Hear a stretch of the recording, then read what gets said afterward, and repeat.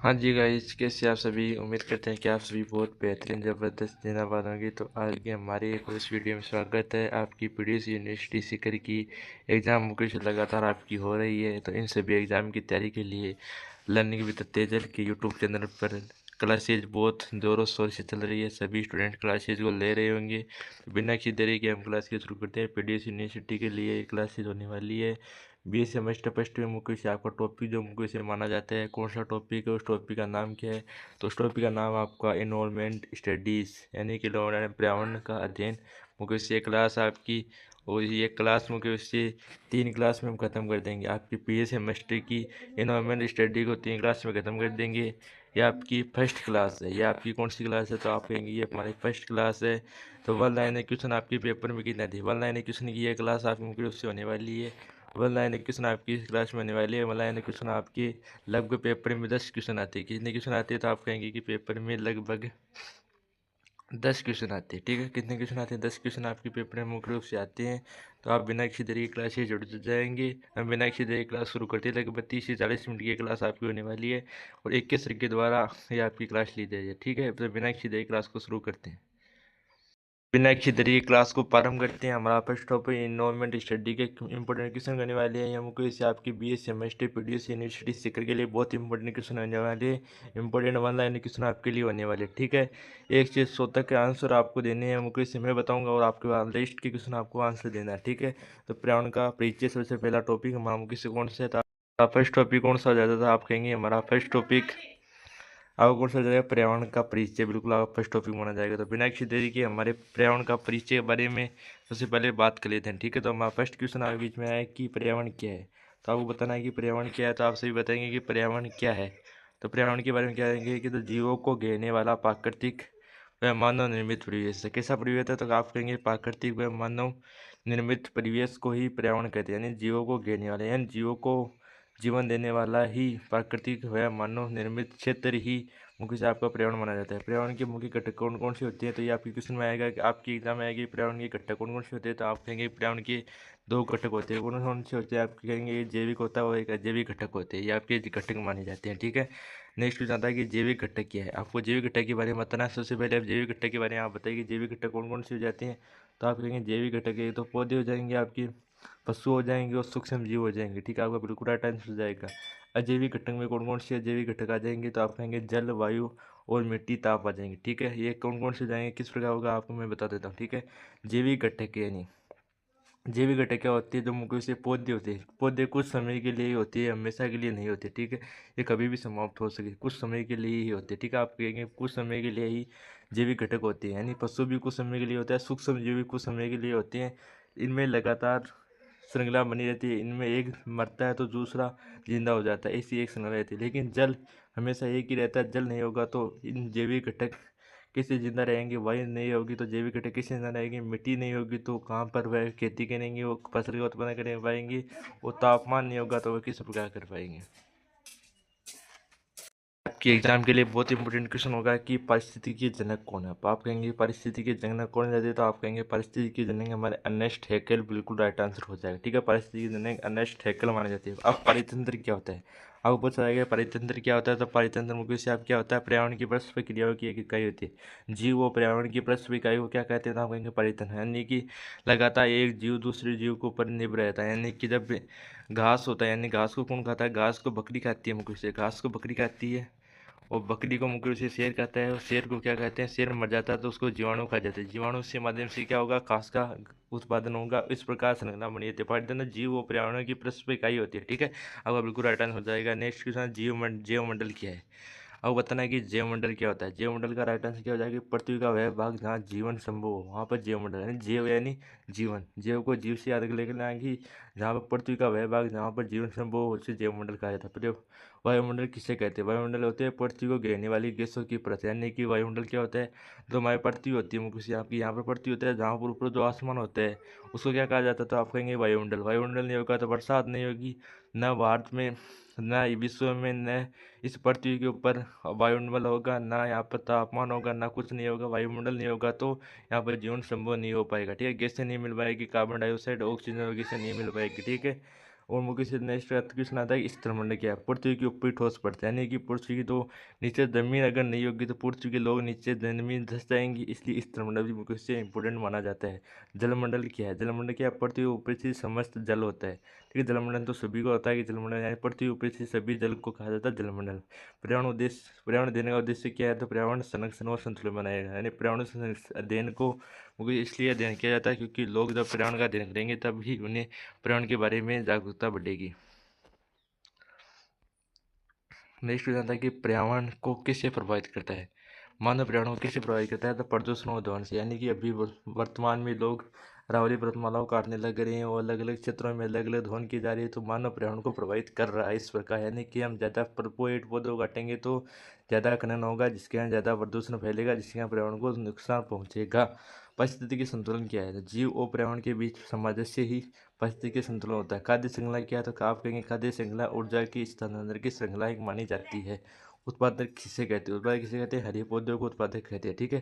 आपको बिल्कुल अटेंशन जाएगा, हरे पौधों को उत्पादक कहते हैं। उपभोक्ता कौन से होते हैं, उपभोक्ता कौन होते हैं, तो आप कहेंगे पशु और मनुष्य से उपभोक्ता होते हैं। ये आपके क्वेश्चन आपके एग्जाम में सेम डिटो क्वेश्चन उतरेंगे 20 सेमेस्टर फर्स्ट की शिखर यूनिवर्सिटी पीडीएससी के और वैसा किसी भी यूनिवर्सिटी की आप क्लास ले रहे होंगे, सभी के लिए इंपॉर्टेंट क्लासेज आपकी होने वाली है, ठीक है। नेक्स्ट क्वेश्चन आता है कि अपघटक किसे कहते हैं। अपघटक किसे कहते हैं, आपको बताना है कि अपघटक किसे कहते हैं।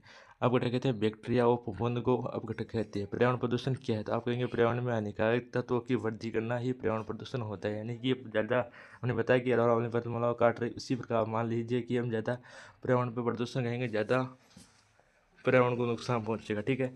जैव ऊर्जा का स्रोत क्या था, आप कहेंगे पौधे और पशु से माने जाते हैं।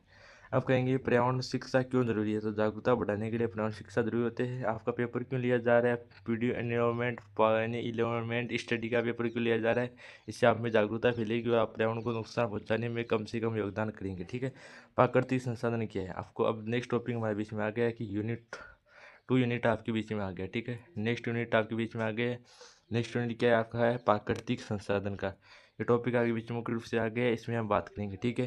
तो प्राकृतिक संसाधन क्या है, आपको तो बताना है कि प्राकृतिक संसाधन क्या है, तो प्रकृति से प्राप्त उपयोगी वस्तुएं ही और मानी जाती है, ठीक है। संसाधन कितने प्रकार के होते हैं, आपको बताना है कि संसाधन कितने प्रकार के होते हैं, तो आप कहेंगे नवीकरण और नवीकरण दो प्रकार के संसाधन होते हैं। कितने प्रकार के होते हैं, आप कहेंगे दो प्रकार के संसाधन होते हैं, ये तो नवीनीकरण और नवीकरण। नवीकरण संसाधन क्या है, तो नवीकरण संसाधन को जो पुनः बन सकती है, यानी कि मशीनरी और मुख्य से अलग अलग उद्योग, अलग अलग ऊर्जा जिनको वापस बनाया जा सकता है। अनियमित तो सीमित होती है, यानी कि उनको वापस नहीं बनाया जा सकता, जैसे तेल और जैसे संसाधन आपको उनको वापस नहीं बना सकते आप। जैसे तेल में बात करें तो पेट्रोल की बात करें हम, पेट्रोल को वापस हम बना नहीं सकते, ठीक है।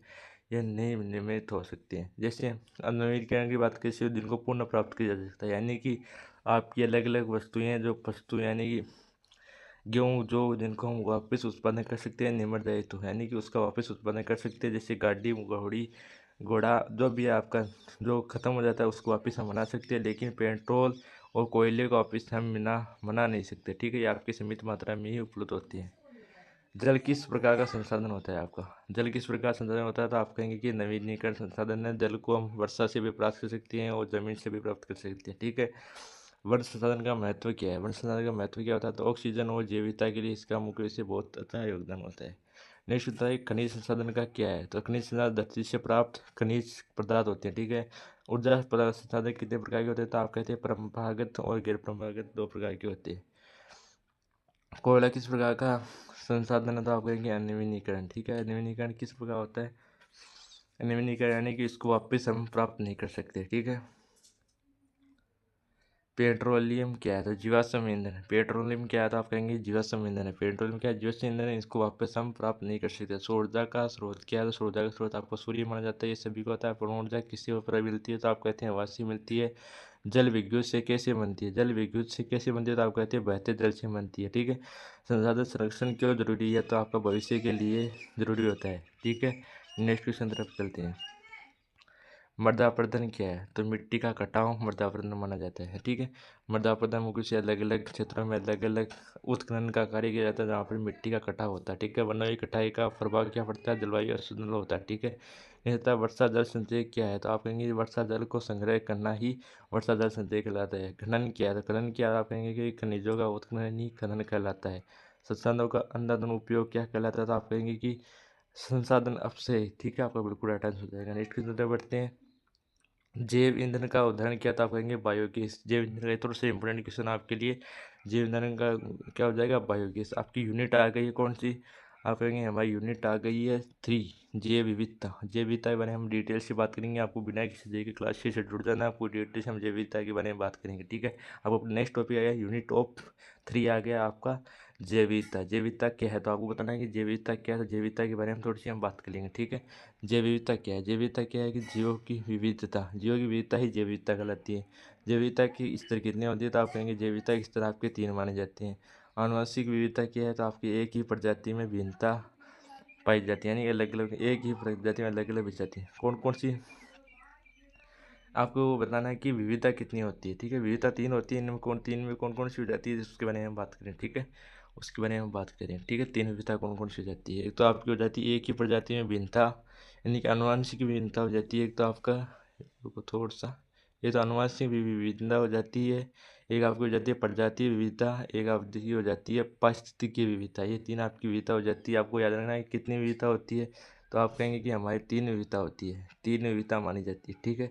3 विविधता कौन कौन सी हो जाती है, तो पारिस्थितिकी विविधता हो जाती है आपकी, एक हो जाती है आपकी प्रजाति विविधता हो जाती है, एक आपकी हो जाती है आनुवंशिक विविधता। ये तीनों आपकी विविधता मानी जाती है। तो इनके बारे में थोड़ी सी बात करें तो आनुवंशिक विविधता क्या होती है, तो एक ही प्रजाति में भिन्नता होती है, ठीक है। प्रजाति विविधता यानी विभिन्न प्रजातियों की संख्या होती है। यानी पारिस्थितिकी विविधता यानी विभिन्न पारितंत्र, पारितंत्र के बारे में हम बात कर चुके हैं और भी आगे बात कर लेंगे डिटेल से, ठीक है।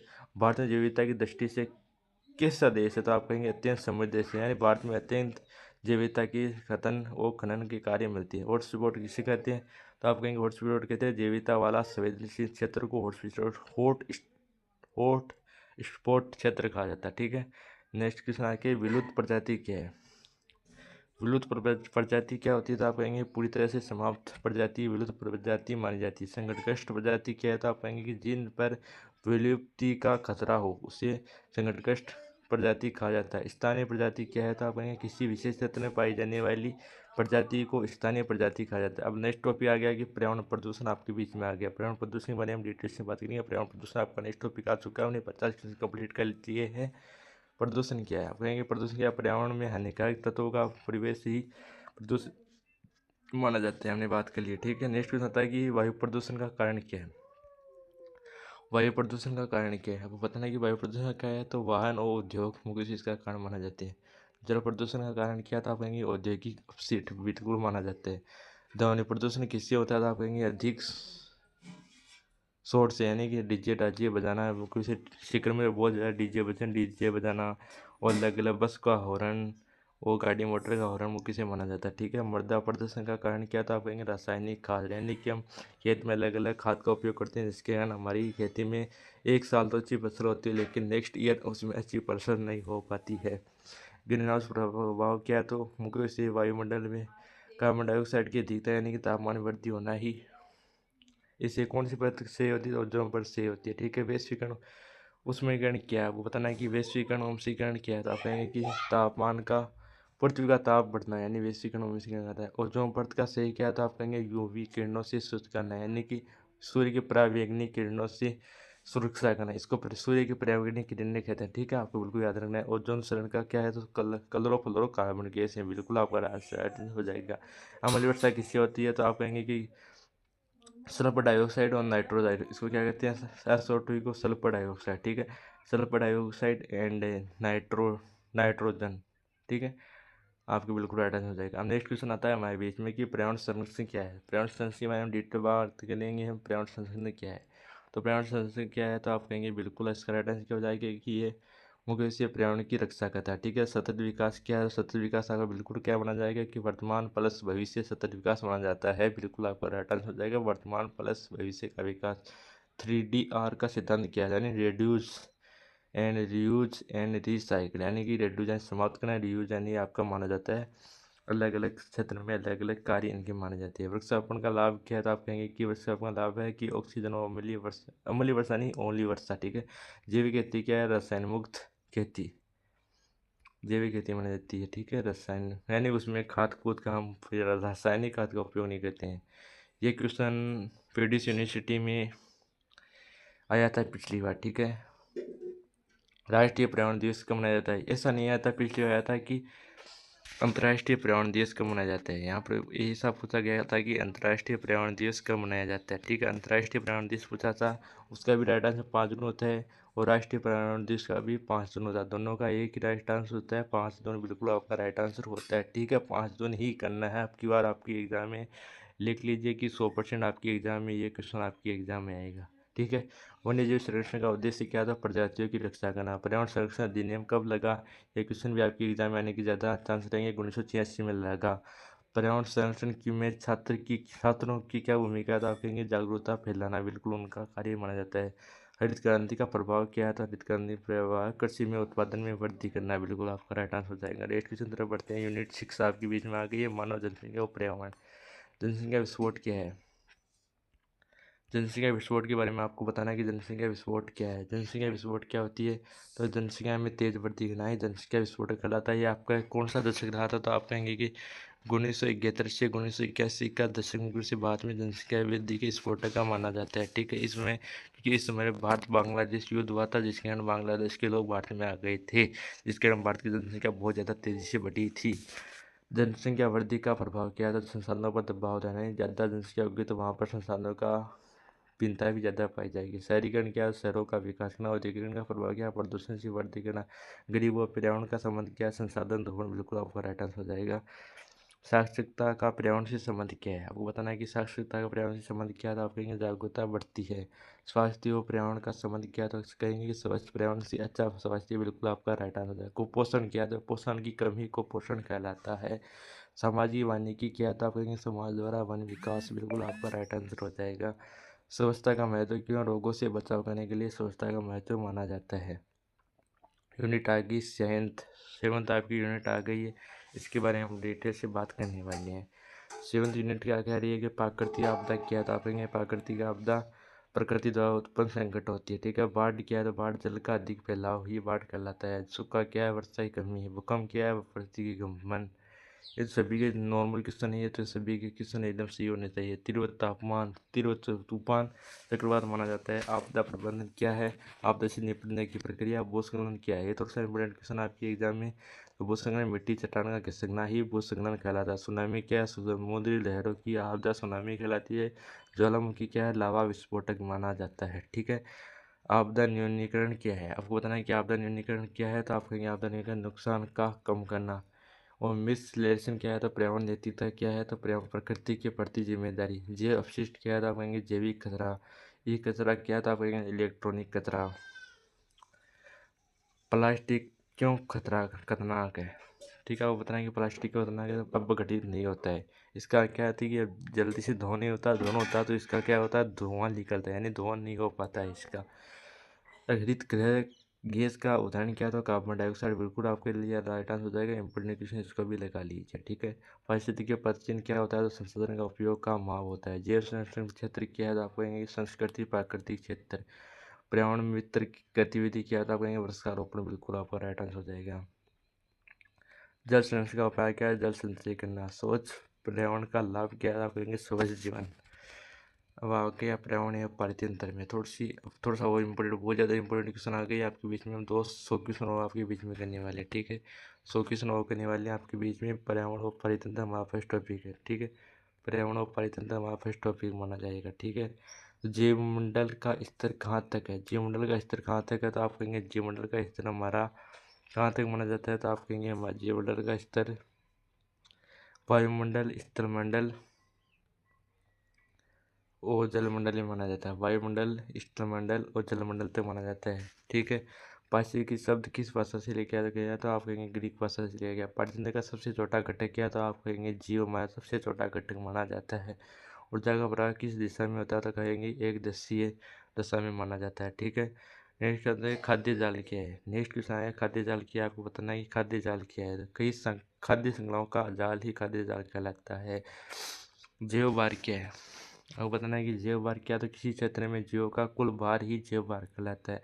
प्राथमिक उत्पादक कौन होते हैं? तो हरे पौधे होते हैं प्राथमिक उत्पादक। द्वितीय उपभोक्ता कौन होते हैं? तो आप कहेंगे मांसाहारी जीव होते हैं। अपघटन की प्रक्रिया किसके द्वारा होती है? तो आप कहेंगे सूक्ष्म जीवों द्वारा अपघटन की प्रक्रिया होती है।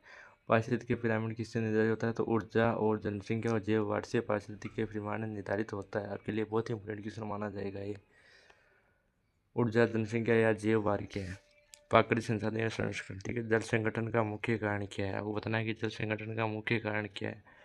तो आप कहेंगे अत्यधिक उपयोग है और प्रदूषण। वन कटाई को क्या कहते हैं? तो आप कहेंगे वनों की कटाई। मृदा संरक्षण क्यों जरूरी है? तो आप कहेंगे कृषि उत्पादन बनाए रखने के लिए मृदा संरक्षण जरूरी है। ठीक है। इंपोर्टेंट क्वेश्चन आपके लिए माना जाता है। मत्स्यकरण क्या है? उपजाऊ भूमि का रेगिस्तान बनना ही मत्स्यकरण कहलाता है। ठीक है। प्राकृतिक गैस प्रकार का ईंधन क्या है? तो जीवाश्म ईंधन में आपका बिल्कुल राइट आंसर हो जाएगा। गैर परंपरागत ऊर्जा का उदाहरण क्या है? गैर परंपरागत ऊर्जा का उदाहरण क्या था? आप कहेंगे सौर ऊर्जा, बिल्कुल राइट आंसर हो जाएगा। जल चक्र क्या है? तो जल का प्राकृतिक आवागमन ही जल चक्र कहलाता है। वन्य संसाधन क्या था? जंगलों से प्राप्त संसाधन ही वन्य संसाधन कहलाते हैं। संसाधन प्रबंधन का अर्थ क्या है? तो संसाधनों का विवेकपूर्ण ही उपयोग कहलाता है। आपका संसाधन का प्रबंधन रहता है। सतत संसाधन का उपयोग का अर्थ क्या है? तो लंबे समय तक योग्य बनाना। ठीक है। यूनिट 3 जैव विविधता एवं संरक्षण। पहले हमने बात की थी सिंगल की, अब इसमें भिन्नता के बारे में बात करें। ठीक है। तो जैव विविधता दिवस कब मनाया जाता है? ये क्वेश्चन भी आपके लिए एग्जाम के जो मुख्य डेट का क्वेश्चन आ रहा है ना, ये क्वेश्चन आपके एग्जाम में 100% आएगा। एक सर कह रहे हैं, कह रहे हैं कि 100% आपके एग्जाम में आएगा, तो कह दिया ही। ठीक है। 22 मई को मनाया जाता है जैव विविधता दिवस मनाया जाता है। राष्ट्रीय उद्यान क्या था? कहेंगे संरक्षित प्राकृतिक क्षेत्र ही राष्ट्रीय संसाधन कहलाता है। अभ्यारण्य किसे कहते हैं? तो वन्य जीव संरक्षण क्षेत्र को ये अभ्यारण्य कहा जाता है। बायोस्फीयर रिजर्व क्या था? कहेंगे बड़ा संरक्षित और पारिस्थितिकी क्षेत्र माना था। प्रोजेक्ट टाइगर कब शुरू हुआ था? कहेंगे 1973 में शुरू हुआ था। ठीक है। प्रोजेक्ट टाइगर कब शुरू हुआ था? आपको 1973 में। डेट डाटा बुक क्या है? तो संघर्ष प्रजाति। ये भी आपके लिए इम्पोर्टेंट क्वेश्चन। ठीक है। बहुत इंपॉर्टेंट क्वेश्चन आपके लिए। हर एक संगठित प्रजाति की सूची है। IUCN ये लिख लीजिए, 100% लिख लीजिए, 100%, 100% लिख लीजिए। किसी ने बोल दिया तो बोल दिया, 100% लिख लीजिए क्वेश्चन को। International union for conservation of nature. International union for conservation of nature आपका बिल्कुल राइट आंसर हो जाएगा। IUCN का पूरा नाम। ठीक है। जैव चोरी क्या कहलाता है? जैव चोरी क्या होता है? जैव संसाधनों का अवैध उपयोग ही जैव चोरी। वन्य जीव संरक्षण अभियान कब लागू हुआ? ये क्वेश्चन आपके एग्जाम में, मैं कह रहा हूँ कि आपको जो ये इंपोर्टेंट क्वेश्चन मैं दिखा रहा हूँ, ये आपको एक पेज में राइट डाउन कर लिया। लगभग आपके 20 क्वेश्चन या 30 क्वेश्चन ये आपकी इंपोर्टेंट क्वेश्चन बन जाएंगे। ये क्वेश्चन ही आपके एग्जाम में आएंगे, ये गारंटी ले रहा हूँ मैं कि ये जो इंपोर्टेंट लिखा रहा हूँ ना, यही क्वेश्चन आपके एग्जाम में आएंगे। कौन से क्वेश्चन आएंगे? जो इंपोर्टेंट लिखा रहा हूँ ना कि ये इंपोर्टेंट है, तो वही क्वेश्चन आपके एग्जाम में आएंगे। तो वन्य जीव संरक्षण अधिनियम INC की फुल फॉर्म प्रोजेक्ट आई रही है, जो मुख्य से रेड डाटा बुक से ये 500 क्वेश्चन आपके बहुत ज़्यादा इंपॉर्टेंट है। ये 500 क्वेश्चन मैंने लिखा है इंपॉर्टेंट, तो इंपॉर्टेंट बहुत ज़्यादा इंपॉर्टेंट है। ये लिख लीजिए आपकी बुक में, कह रहा हूँ मैं आपको। ठीक है। जैव विविधता संरक्षण के 2 तरीके कौन कौन से होते हैं? कौन कौन से होते हैं? तो आप कहेंगे कि IN-situ एंड ex-situ आपके 2 संरक्षण होते हैं। वायु प्रदूषण की सूचक क्या है? ये भी लिख लीजिए। आप, मैं इंपोर्टेंट बता रहा हूँ, तीनों ये सभी इंपोर्टेंट है आपके लिए। ठीक है। AQI। ठीक है। स्मोक क्या था? आप कहेंगे धुआं और कोहरा का मिश्रण मुख्य से स्मोक माना जाता है। स्मोक यानी धुआं करते हैं तो स्मोक उसको कहते हैं। जल में BOD क्या है? तो आप कहेंगे प्रदूषण स्तर दर्शाता है। ध्वनि माप की इकाई क्या होता है? डेसिबल होता है। ठीक है। ये आपको याद रखना है। ध्वनि की क्या होती है? तो आप कहेंगे डेसिबल इसकी इकाई मानी जाती है। थर्मल प्रदूषण क्या था? आप कहेंगे जहाँ तापमान में वृद्धि होती है। और देखिए अपशिष्ट का प्रभाव क्या था? आप कहेंगे जल प्रदूषण। हरित गृह गैस क्या करती है? आप तक किताब बढ़ाती है। वैश्विक उष्मीकरण का प्रमुख क्या है? CO2 का औसत माना जाता है। ये सभी इम्पोर्टेंट है मुख्य से, ये सभी इम्पोर्टेंट क्वेश्चन आपके, ये लिख लीजिए, सभी क्वेश्चन लिख लीजिए। कि ओजोन पर सिद्ध सबसे पहले कहाँ देखा गया? तो आप कहेंगे अंटार्कटिका में देखा गया। अम्लीय अवस्था का pH कितना होता है? 5.6 से कम होता है। और पर्यावरण संरक्षण अधिनियम किस देश ने पारित किया था? भारत ने पारित किया था। पर्यावरण दिवस कब मनाया जाता था? आपका 5 जून को मनाया जाता है। अंतर्राष्ट्रीय चाहे मान लीजिए, चाहे भारतीय मान लीजिए, कोस मान लीजिए, 5 जून को ही मनाया जाता है। ठीक है। भैया इंपोर्टेंट है, क्वेश्चन लिख लीजिए। एक तो मैंने बोल दिया, ये अगर क्वेश्चन आपके एग्जाम में नहीं आया ना, तो अशोक सर को बोल देना कि, या 21 सर को बोल देना कि क्वेश्चन हमारे एग्जाम में नहीं आया। ये गारंटी ले रहा हूँ मैं, 5 जून वाला आएगा आपकी। हरित आंदोलन का उद्देश्य क्या है? हरित आंदोलन का उद्देश्य क्या है? तो पर्यावरण रक्षा। बिल्कुल। चिपको आंदोलन कहाँ हुआ? तो आप कहेंगे उत्तराखंड में हुआ था। स्वच्छ भारत अभियान कब शुरुआत है? ये लिख लीजिए ये तो नहीं आएगा, लगभग इसको भी लिख लीजिए, ये भी इम्पोर्टेंट है, ये लिख लीजिए 100% इसको भी। 2014 में लागू हुआ। कार्बन फुटप्रिंट क्या था, आप कहेंगे कार्बन उत्सर्जन का माप ही माना जाता है कार्बन फुटप्रिंटिंग, ठीक है। जैविक कचरे का निपटान कैसे होता है, जैविक कचरे का निपटान कैसे होता है, तो आप कहें कंपोस्टिंग द्वारा होता है। प्लास्टिक बैन का उद्देश्य क्या है, तो प्रदूषण कम करना बिल्कुल होता है। पर्यावरण मित्र क्या था, आप कहेंगे CNG यानी क्लोरोफुल ने। CNG कौन सी गैस होती है, आपको बड़ी प्राकृतिक गैस होती है मेरे हिसाब से, ठीक है। हरित ऊर्जा क्या था, आप कहेंगे स्वच्छ ऊर्जा मानी जाती है। मानव जनसंख्या पर्यावरण, जनसंख्या घनत्व की मापने की इकाई क्या होती है, तो आप कहेंगे प्रति वर्ग किलोमीटर क्षेत्र में निवास करने वाली जनसंख्या को ही जनसंख्या घनत्व कहा जाता है। भारतीय जनसंख्या बढ़ती दर अधिक क्यों है, क्योंकि जागरूकता की कमी है। यहाँ पर लोग अलग अलग क्षेत्रों में जागरूकता कम है, जिसके कारण जनसंख्या लगातार बढ़ रही है। शहरी मलिन बस्तियाँ क्यों जरूरी है, तो ग्रामीण पलायन से। बेरोजगारी का पर्यावरण से क्या संबंध है, तो आप कहेंगे संसाधन दोहन बढ़ता है, ठीक है। मानव स्वास्थ्य पर प्रदूषण पर क्या प्रभाव पड़ता है, रोगों में वृद्धि होना है, बिल्कुल आपका राइट आंसर जाएगा। स्वच्छ पेयजल का महत्व क्या है, स्वच्छ पेयजल का महत्व क्या है, रोगों से बचाव होना। कुपोषण का मुख्य कारण क्या है, तो पोषक आहार की कमी कुपोषण माना जाता है। महिला सशक्तिकरण का संबंध क्या है, तो आप कहेंगे पर्यावरण नियोजन से। शिक्षा पर्यावरण से कैसे सहायक है, तो आप कहेंगे जागरूकता से।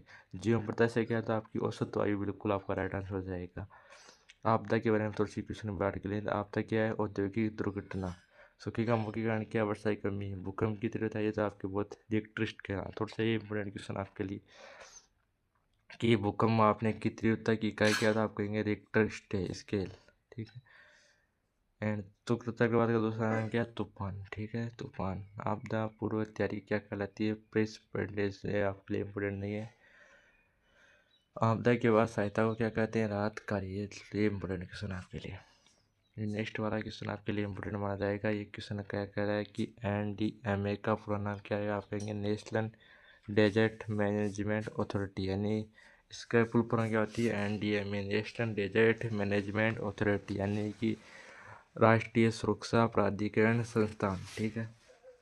सुनामी किसी का की नदी तो आपके समुद्र से होती है, ठीक है। आपदा नियंत्रण का उद्देश्य क्या है, आप कहेंगे कि नुकसान को कम करना। ये कचरे का उदाहरण क्या था, आप कहेंगे मोबाइल कंप्यूटर माना जाता है, ठीक है। ठोस अपशिष्ट क्या है, आपको बताना है कि ठोस अपशिष्ट क्या है। ठोस अपशिष्ट क्या माना जाता है, आप कहेंगे ठोस अपशिष्ट हमारा घरेलू कचरा माना जाता है। जैव अपघटनीय कचरा क्या है, आप कहेंगे जो सड़ जाती है। अजैविक अपघटनीय कचरा क्या, प्लास्टिक होती है। सौर ऊर्जा नीति का लक्ष्य क्या है, प्रदूषण कम करना, ठीक है।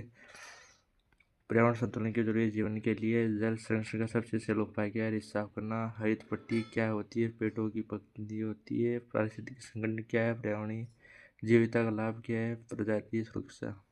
एक्स्ट्रा इम्पोर्टेंट क्वेश्चन आपकी, ये क्वेश्चन आपको कर लेना, ठीक है। ऊपर वाली ज़्यादा इम्पोर्टेंट नहीं थी, उसके ऊपर मैंने टाइम वेस्ट नहीं किया, ठीक है।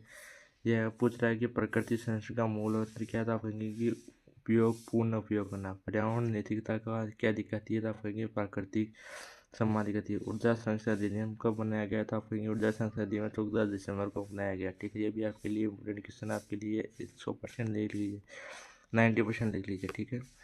जल प्रदूषण रोकने का उपाय क्या था, आप कहेंगे अपशिष्ट शोधन। ध्वनि प्रदूषण नियंत्रण का उपाय क्या, साइलेंसर, ठीक है। हरित गृह प्रभावकारी होता है, किसी कारण प्रभावी होता है, तो आप कहेंगे सीमित मात्रा से होता है। पर्यावरणीय अनुकूल जीवन क्या है, तो आप कहेंगे सादा जीवन होता है। सतत विकास का करना किसे कहा जाता है, ये क्वेश्चन भी आपके लिए एग्जाम में इम्पोर्टेंट तो है। अगर पेपर का लेवल ज़्यादा हाई रहेगा तभी आपके लिए एग्जाम में आएगा, लेकिन लो रहेगा तो ये क्वेश्चन नहीं आएगा। ग्रो होलेम बूटलेन, फिर भी आपको ये लिख लेना है, ठीक है। सतत विकास का जनक भी लिख लेना है। पर्यावरणीय संतुलन का आधार क्या था, आप कहेंगे जैव विविधता। प्राकृतिक संसाधन सीमित क्यों है, आप कहेंगे अत्यधिक उपयोग के कारण। फाइनल 10 क्वेश्चन और आपके लिए इम्पोर्टेंट है, ठीक है। अच्छा शोषण, स्वच्छ वायु का लाभ क्या था, आपका अच्छा शोषण। जल संरक्षण अभियान का उद्देश्य क्या है, जल बचाना। हरित भविष्य का अर्थ क्या है, आप कहेंगे स्वच्छ पर्यावरण। पर्यावरण संरक्षण में सरकार की भूमिका क्या है, कानून बनाना। समाज की भूमिका क्या है, जागरूकता फैलाना। छात्र पर्यावरण के लिए क्या कर रहे हैं, तो वृक्षारोपण कर रही है, ठीक है। प्रकृति का दोहन खतरनाक क्यों है, तो आप कहेंगे कि सीमा से अधिक अधिक। पर्यावरण शिक्षा का अंतिम लक्ष्य क्या है, सतत विकास। स्वच्छता और पर्यावरण का संबंध क्या है, रोग नियंत्रण। स्वच्छ प्रदूषण का आधार क्या है, स्वच्छ पर्यावरण। अभी क्लास कंप्लीट हो चुकी है, 200 इम्पोर्टेंट क्वेश्चन हमने कर लिए। 10 क्वेश्चन आपके पेपर में आएंगे, 10 क्वेश्चन आपके पेपर में आएंगे और हमने कर लिया आपके पीछे 200 इम्पोर्टेंट क्वेश्चन। इन्हीं में से आपके सभी क्वेश्चन आएंगे, ये गारंटी ले ली जाती है। 21 के बजाय 21 गारंटी ली जाती है। आप कहेंगे अब आपके पेपर में 8 क्वेश्चन आएंगे, उसमें से आपको 4 क्वेश्चन करने वाले होंगे, उसके हम लगभग 50 क्वेश्चन लेकर आएंगे।